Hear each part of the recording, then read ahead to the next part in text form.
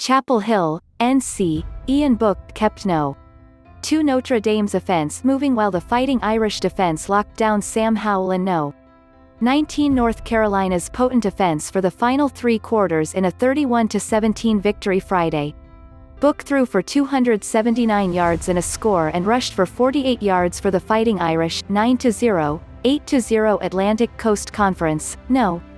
2 college football playoff, using his mobility and elusiveness to keep plays alive on a night when both offenses frequently faced long fields. Wide receiver Ben Skowronek got Notre Dame its first lead with his 13-yard run around the right side midway through the third quarter. Kyren Williams ran for 124 yards, including a 47-yarder with about 5.5 minutes left as the Irish burned clock and sealed the game.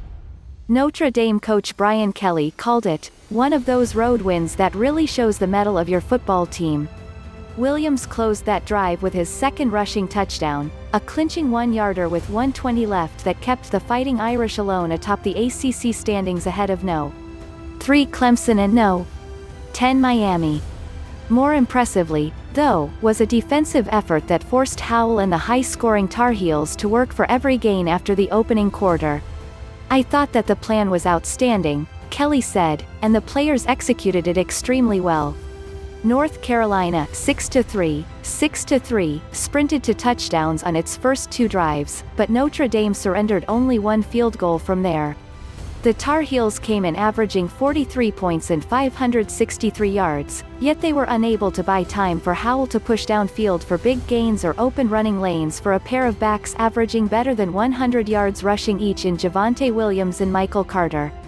By the end, North Carolina had finished with a season-low 298 yards while Howell, one of the national leaders in passing yardage and touchdowns, threw for just 211 yards and a score. He also ran for a touchdown. You can't rush for 87 yards and have 6 sacks and beat anybody, much less a really, really good football team, Tar Heels coach Mack Brown said. So give Notre Dame credit. They're really, really good. When they stepped up in the second half on defense, they really stepped up. Berkeley, Austin Jones ran for a pair of short touchdowns, Davis Mills threw for 205 yards and a touchdown, and Stanford blocked a would-be tying extra point in the final minute to take back the Axe Trophy by beating Bay Area rival California in the big game. Christopher Brown Jr. ran for a 3-yard touchdown with 58 seconds remaining. Then Thomas Booker got a hand on Dario Longhetto's pad attempt, sending the Cardinal cheering and celebrating along their sideline. Once the clock ran out, Stanford players danced and hooted and hollered some more on Cal's home turf in Memorial Stadium. The Cardinals spoiled Cal's long-awaited home opener. It had been scheduled for November 7 against Washington, but that game got canceled because of a positive coronavirus test on the Bears.